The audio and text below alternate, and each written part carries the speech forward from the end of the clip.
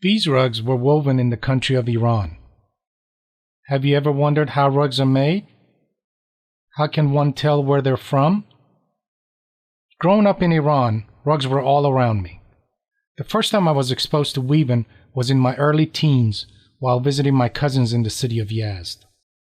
They were weaving a small rug to help pass the time over the summer. Those few hours of weaving with my cousins, I believe, sparked a fascination which I carry to this day. As fate would have it, I ended up working at a rug store while going through college in the United States. Learning how to work with rugs, from buying and selling to cleaning and restoration, has given me a unique view. My goal today is to help others better understand rugs. Now getting back to how to recognize rugs. Here's a piece I have woven to show you how even though the design and colors may be similar, the way rugs are woven is not evident unless you look at the back. Here's the picture of the back. Notice how the different rows show very different weave patterns. In the same way, each rug weaving region has their own way of weaving, which translates into a unique pattern recognizable from the back by the experts. Weavers follow traditions passed on through generations, as each new generation follows their methods faithfully. The first step in learning how to recognize rugs is to learn how they're made. This video will show you exactly how a handmade rug is woven. Of course, I will be showing you one weave pattern, but the general principles of how a rug is made is the same. Also, there may be different ways of accomplishing the same steps, so it is important that you focus on what is being done and why, rather than necessarily how it's being done.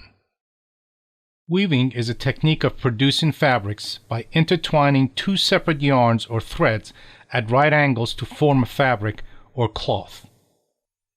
The two threads are called warp and weft. Warps are going up and down vertically, and the wefts go side to side horizontally. A piece of burlap is a great example of the early fabrics. Fabrics are woven on a loom, which is a frame that holds the warp threads in place while weft is woven through them. Handmade rugs use these same principles with, of course, the addition of the hand-tied knots, which we will see shortly. There are three major steps in weaving a rug. 1 is to build the foundation. 2 is weaving the rug itself. And 3 is about finishing a rug. This is the design we're going to weave today. A rug design is typically drawn on grid paper called a cartoon. It helps the weaver keep track of the pattern and color changes. Each square represents a hand-tied knot. Of course, some weavers have traditional designs memorized in their head, and some may improvise along the way. No matter what the design will be, they have to decide how wide and long the rug will be before they begin. Once we decide how large the rug will be, we will need a strong frame called a loom to withstand the high pressures while weaving a rug.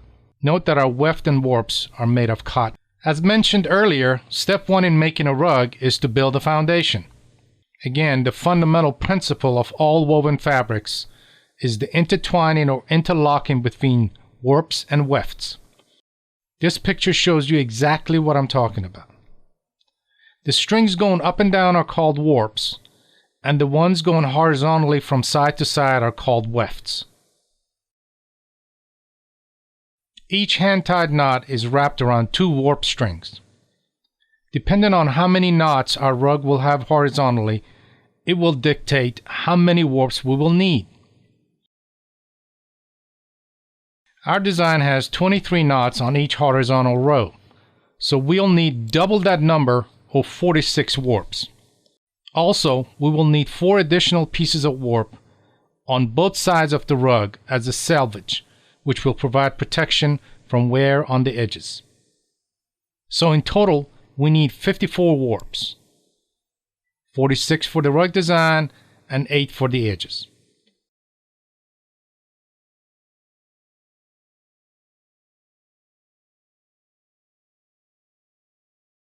The warps will be under a lot of tension on the loom. It is critical to keep the warps under even tension to avoid issues while weaving. So what I'm doing is using a simple bottle of water to apply even pressure on each warp as I add it to the loom.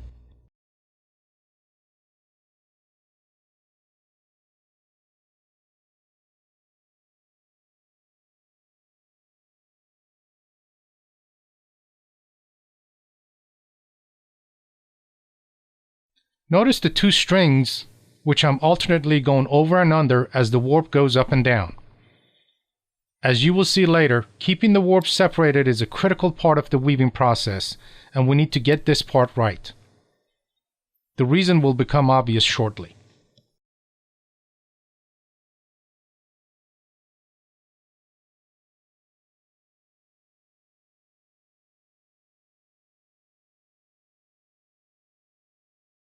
We continue adding warps until we reach the desired number, which is dictated by our design, in this case 54 warps.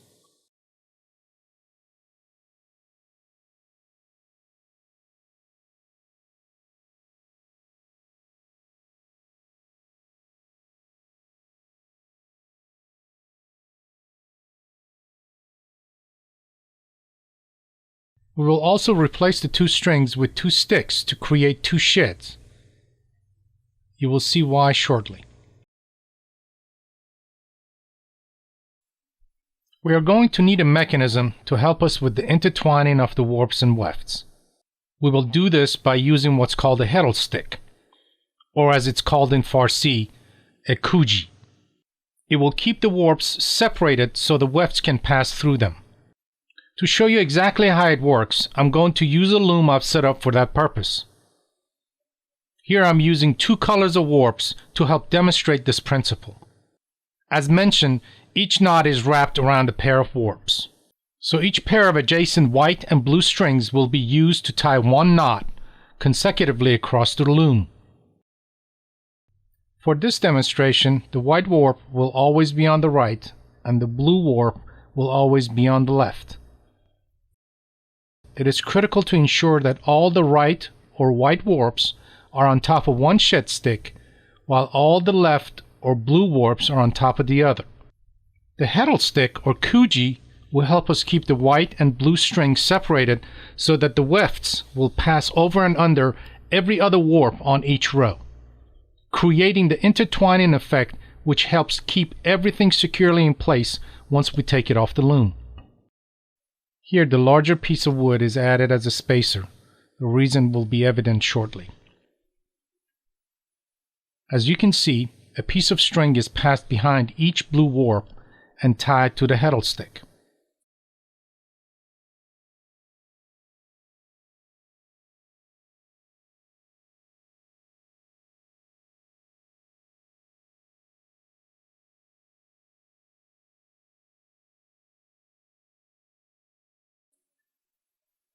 Here is a back view so you can see exactly how it works. Wrapping around the blue warps to keep them separated.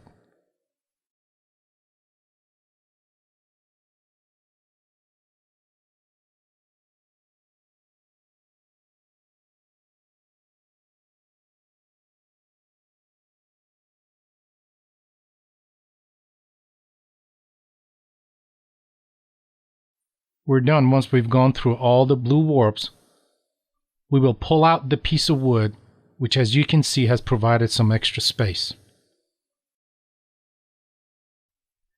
The heddle stick is then tied securely to the loom itself.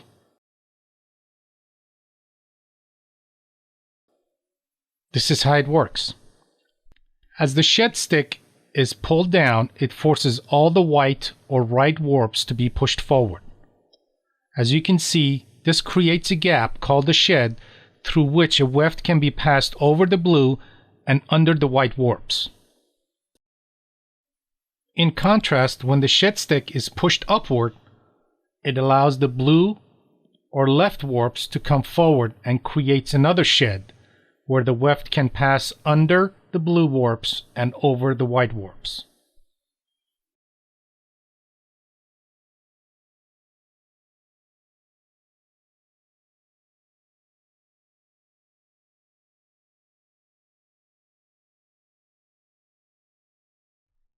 This piece of white paper demonstrates the principle again.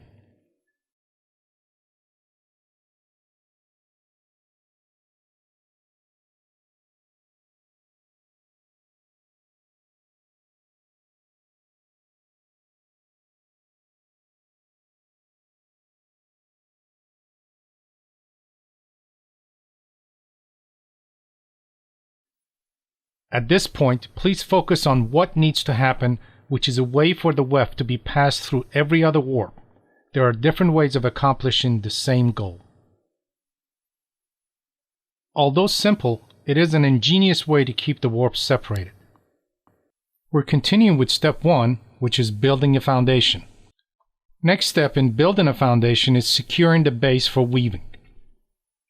I will be adding sticks, which provides a strong footing to start weaving. Again, I'm using the kuji to help pass over and under the right and left warps, which will provide the secure interlock foundation.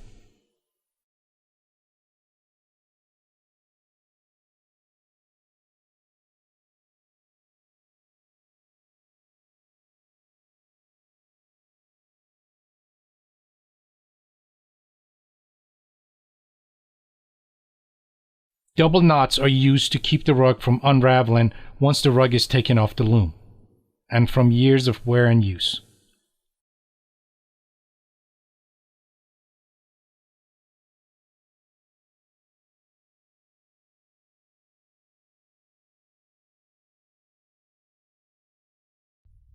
A string is wrapped around each pair of warps twice to make it secure. We will add 2 rows of the double knot.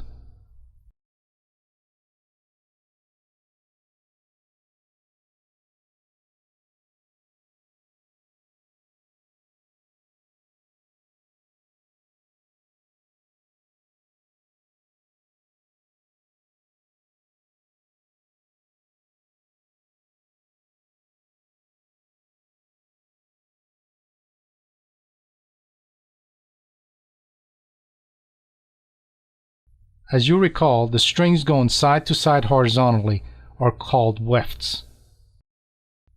We'll use a simple tool with a hook to pass the weft through the warps.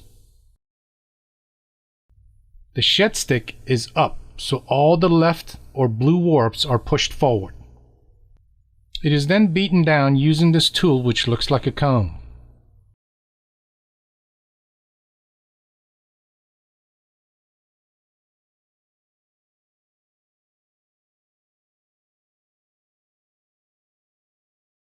Next, the shed stick is pushed down, pushing all the right or white warps forward. We'll pass the weft through the warps and beat it down using the comb again.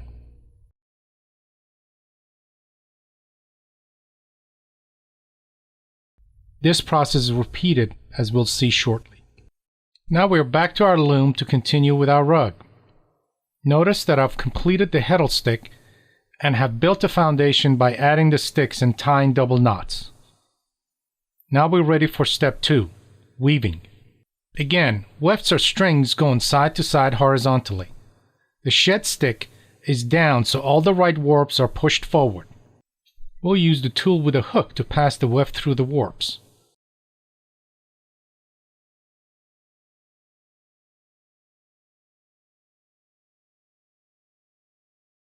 Then we'll beat it down using the tool, which looks like a comb.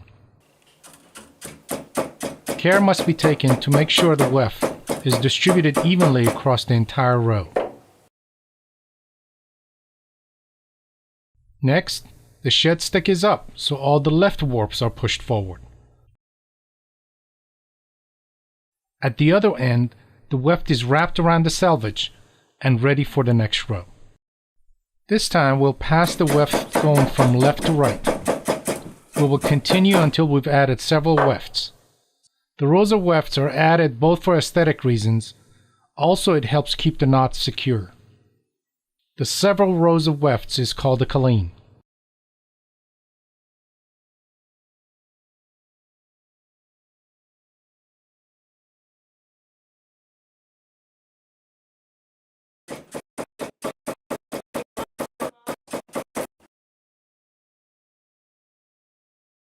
Also, if you look closely, you will see the formation which looks like a piece of burlap.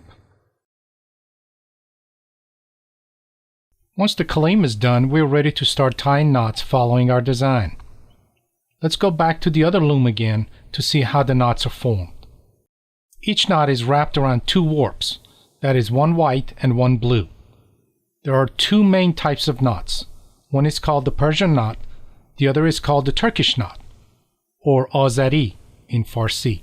I have isolated 2 warps for a close-up on how the knot is tied. I'm using a tool which is a sharp knife with a hook at the end of it.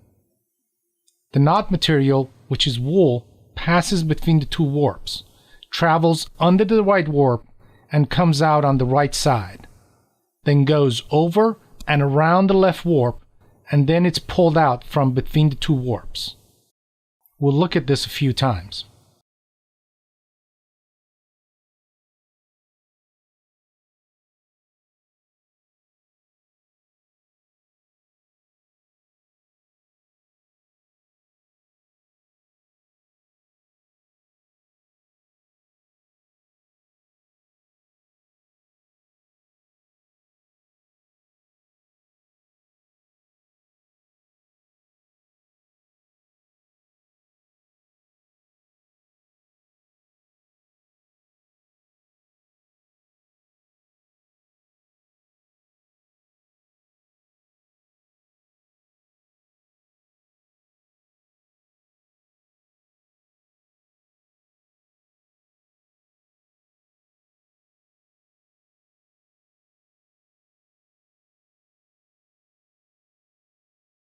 We're back again to our loom to begin weaving. Referring back to our cartoon, our first row of knots will be in blue. We'll begin to add the knots. I have marked a few of the left warps in blue as a reference from the other loom. We'll begin to add the knots.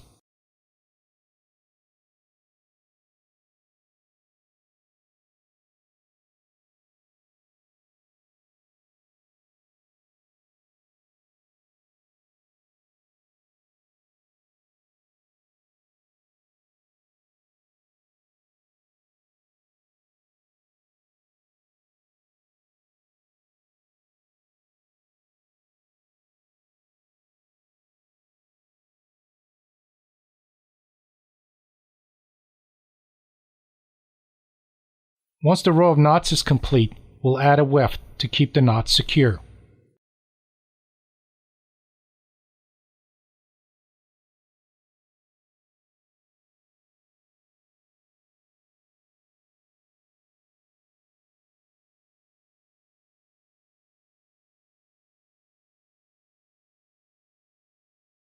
Notice that the interlocking of the warp and wefts will keep the entire row secure as we build up, one row at a time.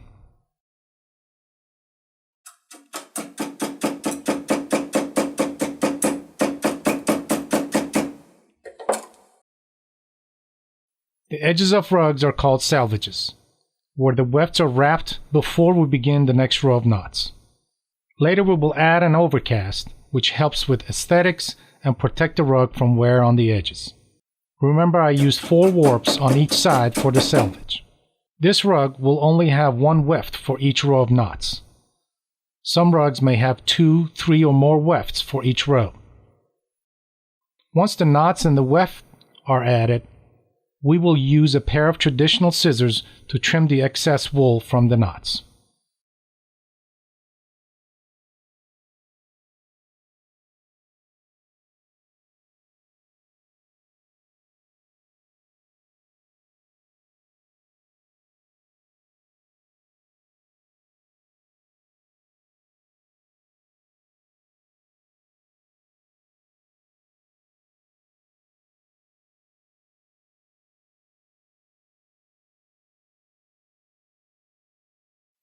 I have just completed the second row and I'm adding the weft.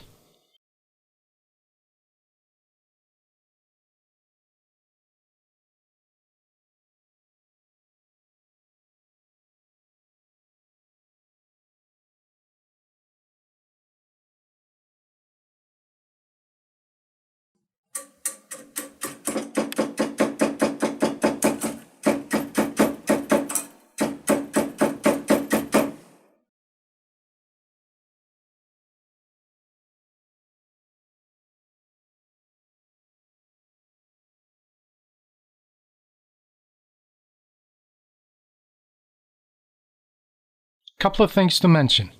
I'm using a simple jig to keep a constant length on the pile as I trim each row of knots.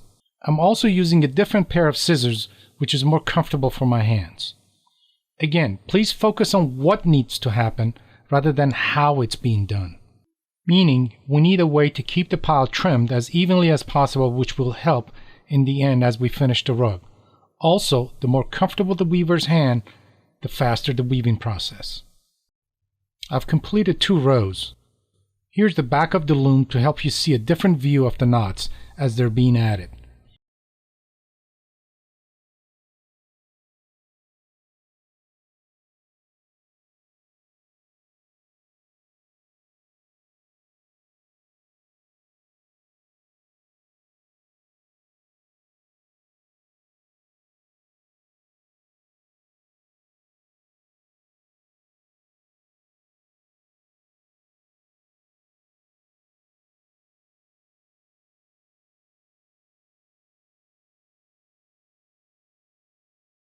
We will again add a weft.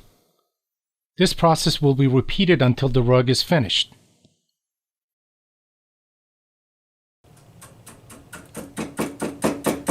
Pay attention to a weave pattern developing on the back of the rug as we continue to add rows of knots. Experts will always examine the back of the rug as the weave pattern will provide clues on where the rug was woven originally.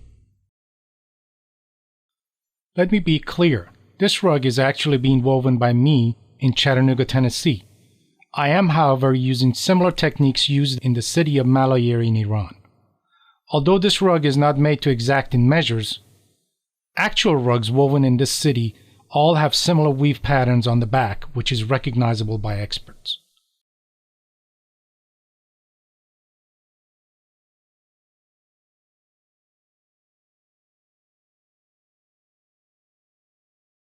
After we have woven 5 rows of blue knots, according to our design, it is time to add a new color to the weave. We will need 3 blue knots on either end and the rest will be red.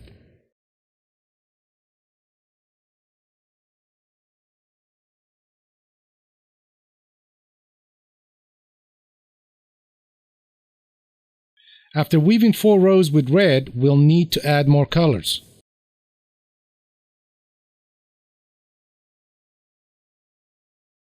We will count the knots accordingly each time and add the knots in appropriate areas.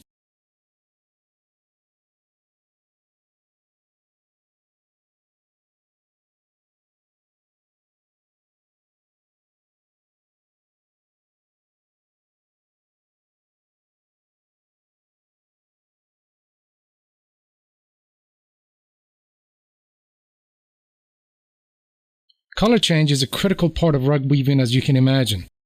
A weaver is making constant decisions on what colors to use and where. The more complicated the design, the more complex the decision-making process becomes. One of the differences in Persian rugs made in Iran versus rugs made in other areas is the variety of colors used and the harmony displayed in the final product.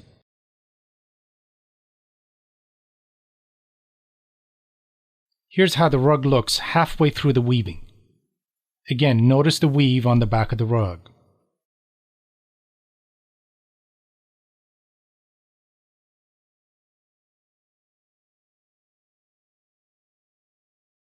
Here is a picture of the completed rug.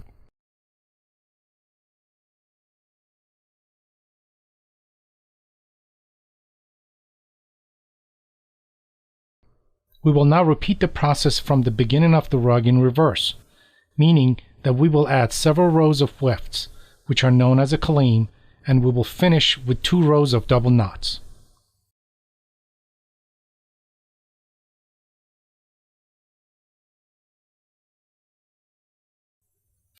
The rug gets cut off the loom to complete the final steps.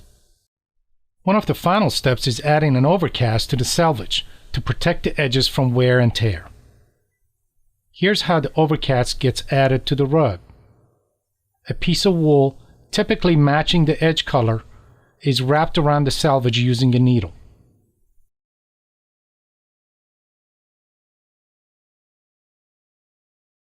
This process is repeated on both sides of the rug. Next step is trimming the pile to the desired length. It is then washed and dried. Finally, the warp strings are trimmed on each end, which will become the fringe. How long the fringe is will depend on the weaver or the tradition in each weaving areas. Here's the final piece. Just a couple of points. Please notice from the back of the rug, each hand-tied knot is represented by 2 nodes. This is not the case for all rugs. You may want to pause the video for a closer look. As I mentioned earlier, I have used similar weaving techniques as applied in the city of Maloyer in Iran. Here's a picture of an old Maloyer rug. Feel free to pause the video. Although one is brand new and the other about 80 years old, can you see similarities in the weave pattern from the back? How about now? I have included a rug from Hamadan. Just like Maloyer, it uses 1 weft, and from the back, 2 nodes represent 1 knot. Can you see how our rug and the Maloyer share many similarities as compared to the Hamadan? This is what I've been talking about. The weave pattern, which appears in the back of the rug, is consistent in each weaving area. It is my goal to help rug enthusiasts around the world to better understand these patterns. There are many techniques and weave patterns which have developed over the centuries in different rug making regions. The country of Iran has made the most significant contributions in weaving, designs, and quality. In general, some of the best rugs in the world have been made by Iranians over the centuries. This is not intended to undermine other wonderful weavers all over the world. It is, however, a recognition of the sheer volume of beauty and quality produced by Iranian weavers over the centuries. Although both experience and time are required to begin recognizing these patterns, having an expert in your corner will go a long way to help. Find an established dealer in your area and you will be well on your way to finding what types of rugs and designs appeal to you and begin enjoying a lifelong fascination with handmade rugs. At this point, you have seen all the major steps in weaving a rug. Of course, there are variations of these techniques. However, the principle of what needs to happen, meaning building a foundation, weaving and finishing the rugs, remains the same. I hope that you have found this video helpful in better understanding the process of weaving a handmade rug.